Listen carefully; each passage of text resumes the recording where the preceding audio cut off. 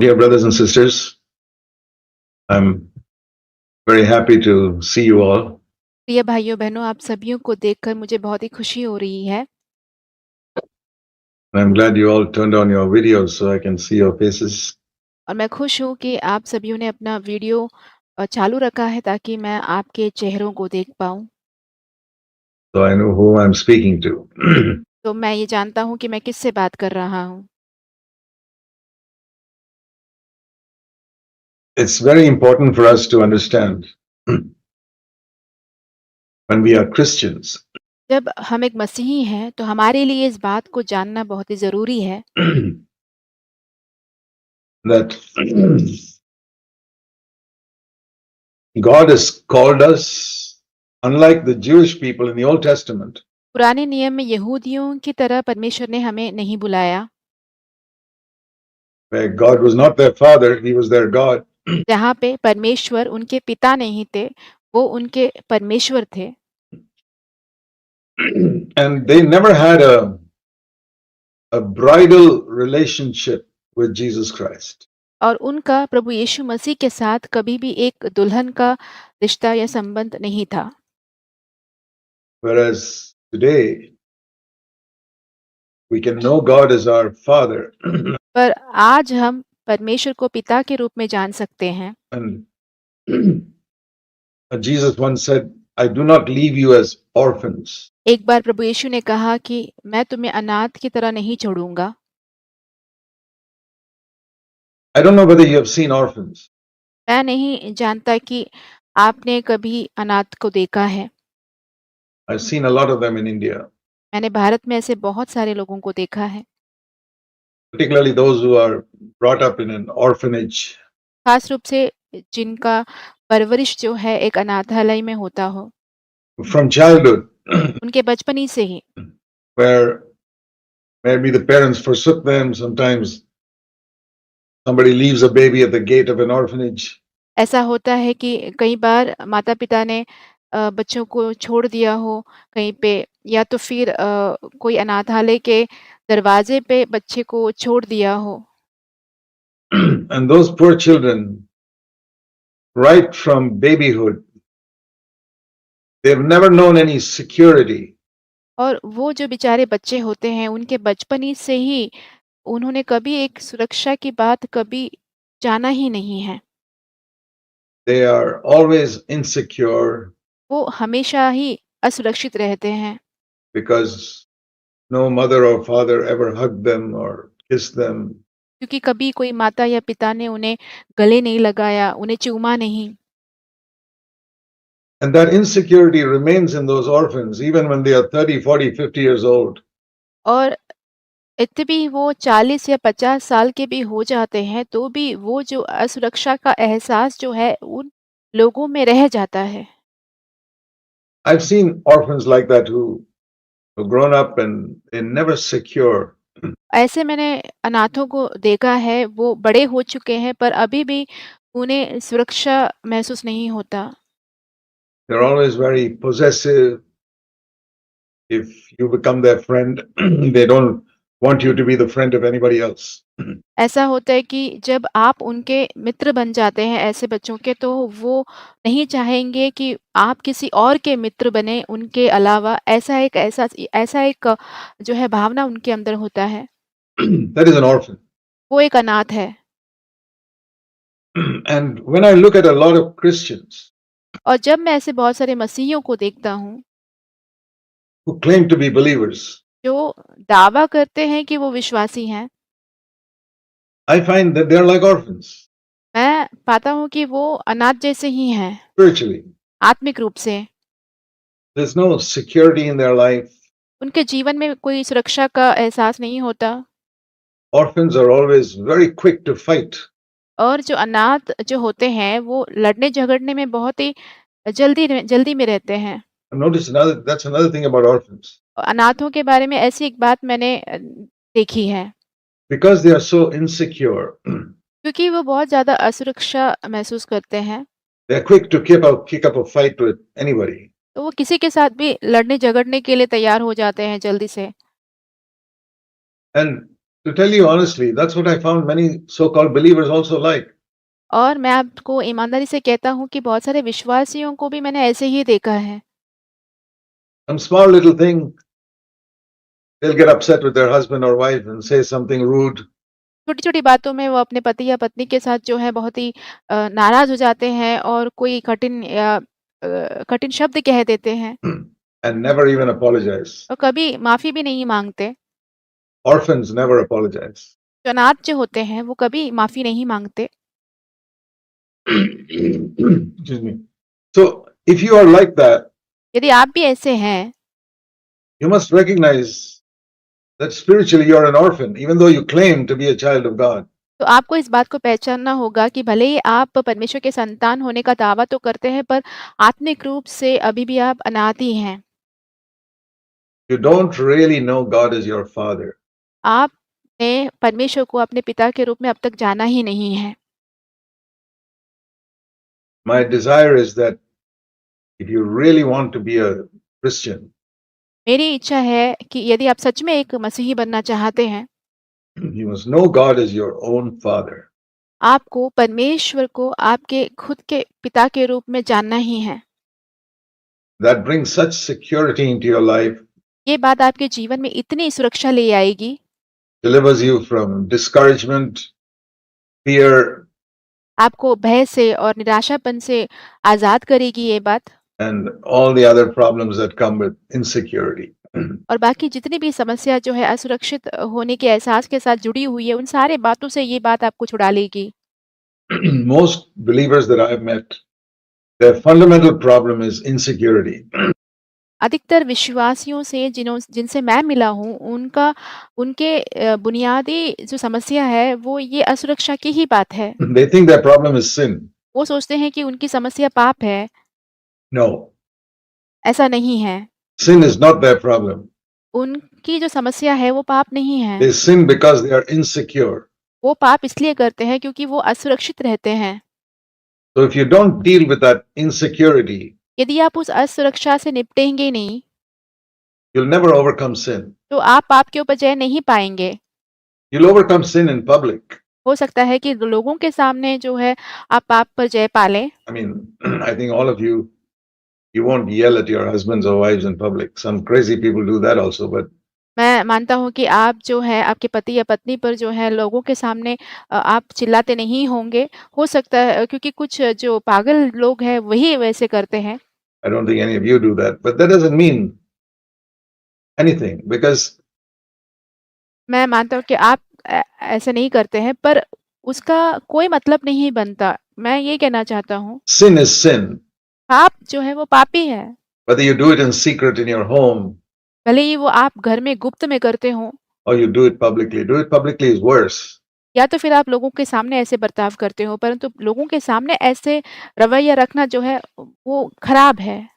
But you lose your temper at your place of work or anywhere. यदि आप अपना आपा खो देते हैं, हो सकता है कि वो आपके काम की जगह पे हो या कोई और जगह हो, It's a sin. तो वो एक पाप है। And why is it that we don't take these things seriously? तो क्या बात है कि हम इन बातों को गंभीरता से ले नहीं पाते हैं? Let me give you an example from the Sermon on the Mount.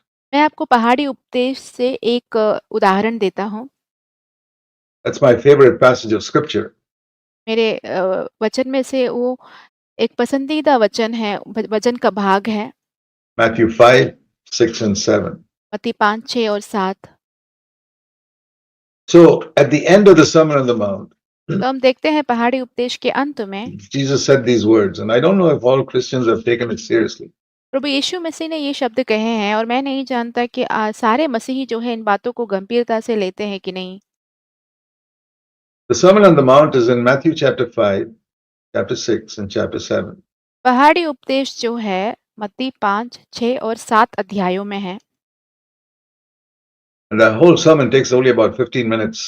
और वो पूरा जो उपदेश है उसके लिए सिर्फ 15 मिनट ही है समय लिया गया है। Jesus never preached long sermons. प्रभु यीशु ने कभी भी लंबे-लंबे प्रचार नहीं किए। That doesn't mean we should not preach long sermons. इसका मतलब ये नहीं हुआ कि हम लंबे प्रचार नहीं कर सकते Many हैं। great preachers have preached for 2 hours and 3 hours. बहुत बड़े-बड़े प्रचारकों ने 2-3 घंटे तक भी बात की है। But and some of these things that are written here are not that Jesus actually spoke only for that time. He may have spoken for 1 hour. और कुछ चीज़ें जो यहाँ पे लिखी गई है, ऐसा नहीं है कि प्रभु यीशु मसीह ने सिर्फ़ उसी समय में बात की हो, पर हो सकता है कि उन्होंने 1 घंटे तक भी बात की हो, But it's sort of compressed into 15 minutes. पर उन्होंने इसे संक्षेप में 15 मिनट कर दिया है। But here's the Sermon on the Mount. And I want और यहाँ पे पहाड़ी उपदेश है। you to see at the end of that sermon what Jesus says in Matthew 7. और मैं ये चाहता हूँ कि उस पहाड़ी उपदेश के आखिर में प्रभु यीशु मसीह ने क्या कहा है, जो कि है मत्ती उसके 7 अध्याय में, And verse 24 to 27. मत्ती 7 24 से 27 तक। Now, if you've heard me before, you heard me say this before, and I never get tired of saying it because it's very, very important. यदि आपने मुझे ये कहते हुए पहले भी सुना होगा, तो भी मैं ये कहते हुए कभी नहीं थकूँगा और कहते रहूँगा, क्योंकि ये सुनना जो है बहुत ज़्यादा महत्वपूर्ण है। He speaks about those who hear these words of mine. These words of mine means और वो यहाँ पे जो कोई मेरे ये वचन सुनता है, यूँ उन्होंने कहा है, मेरे जो वचन सुनता है, ऐसा उसका मतलब क्या है? Matthew 7:24 मत्ती 7 उसके 24 में, means what I've just spoken. Chapter 5, chapter 6, chapter 7. उसका अर्थ ये हुआ कि 5वें अध्याय में, 6ठे अध्याय में और 7वें अध्याय में अभी मैंने जो कुछ भी कहा है, वो बातें।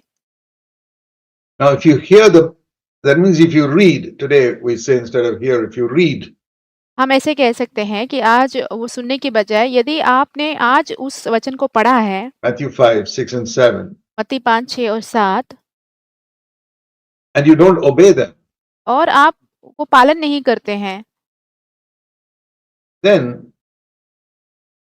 rather, if you do obey them, verse 24, if you do obey what I have said, 24 वचन में, यदि मैंने जो कहा है वो तुम मानते हो, the Lord says, then you're like a man who built his house on a rock. तो प्रभु कहते हैं तो तुम उस बुद्धिमान मनुष्य के नाई हो जिसने अपना घर चट्टान पर बनाया।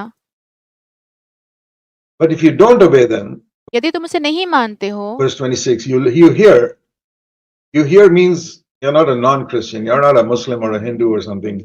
और 26वें वचन में, परंतु जो कोई मेरी बातें सुनता है, यानी कि तुम एक विश्वासी हो, तुम एक गैर मसीही नहीं हो, या तो फिर हिंदू या मुसलमान नहीं हो। You hear these words of mine, that means you read the Bible. तुम मेरी इन बातों को सुनते हो, इसका मतलब ये है कि तुम बाइबल पढ़ते हो। How many people, even among Christians, how many read the Bible? मसीहियों के बीच में भी ऐसे कितने लोग हैं जो बाइबल सच में पढ़ते हैं? Very few. बहुत ही कम लोग पढ़ते हैं। But you're one of those good Christians who read the Bible. पर आप ऐसे कुछ अच्छे मसीहियों में से हैं जो बाइबल को पढ़ते हैं।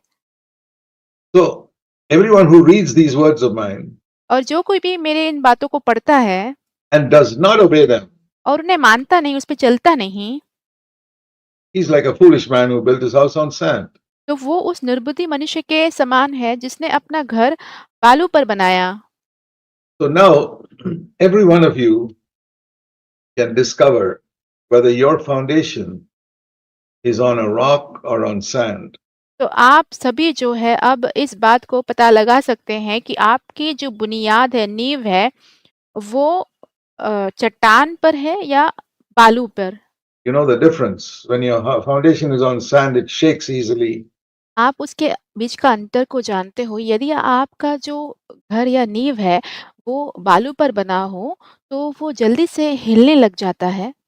Any little thing will upset you. छोटी बात भी आपको दुखी कर सकता है।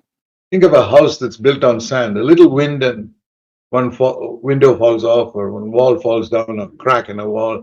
आप एक ऐसे घर के बारे में सोचिए जो कि बालू पर बनाया गया हो, तो छोटी सी एक हवा चल जाती है तो उसका जो खिड़की है वो गिर जाता है, उसका दरवाजा गिर जाता है, उसकी दीवार पर दरार पड़ जाता है। Anything, a little wind. It doesn't have to be a storm. कोई भी बात, एक छोटी सी हवा भी काफी है, उसे बड़ा तूफान होने की भी जरूरत नहीं है। And when a Christian is like that some small little thing upsets him, जब एक मसीही ऐसा होता है तो छोटी से छोटी बात जो है उसे दुखी कर जाता है and he gets angry, और वो गुस्से में आ जाता है। his house is not on the rock. तो उसका घर जो है वो चट्टान पर नहीं बना है। And you must face up to that and say, Lord, my house is not on the rock. Something's wrong. तो आपको इस बात का सामना करना है और कहना है कि प्रभु मेरा घर जो है वो चट्टान पर नहीं बना है, कुछ तो गलत है। So I don't want to go through all the Sermon on the Mount. I want to show you only two verses. मैं पूरे पहाड़ी उपदेश पर नहीं जाना चाहता हूँ, मैं उसमें से सिर्फ़ 2 वचन आपको दिखाना चाहता हूँ। And why do I point those two verses out? Because I pointed it out for 50 years. मैं इन 2 वचनों को ही क्यों आपको बताना चाहता हूँ क्योंकि मैंने 50 वर्षों तक यही 2 वचन दिखाए हैं। Because nobody else points it out like I do. क्योंकि मैं जैसे उस वचन को दिखाता हूँ, वैसा कोई और नहीं दिखाता। And that is, I say these are the only two places in the Sermon on the Mount where Jesus said, you can read it and go to hell. और वो ये बात है कि प्रभु यीशु मसीह ने पूरे पहाड़ी उपदेश में ये सिर्फ़ ये 2 जगह इन 2 वचनों के जगह कहा है कि यदि तुम उसे पढ़ते हो, तो तुम नरक जाओगे। Isn't that serious? क्या ये गंभीर बात नहीं है? You read it and you still go to hell. आप उसे पढ़ते हो, फिर भी आप नरक चले जाते हो। So only two places. सिर्फ़ 2 ही जगह ऐसे हैं। I mean, there are many verses there, but only there are many sins that he spoke about. प्रभु ने बहुत सारे पापों के बारे में कहा है, But when he speaks about two sins that can take you to hell, पर जब उन्होंने 2 ऐसे पापों के बारे में कहा जो कि आपको नरक ले जा सकता है, that must be pretty serious compared to the other sins. तो वो बात जो है बहुत ही गंभीर होगा दूसरी बातों की तुलना में।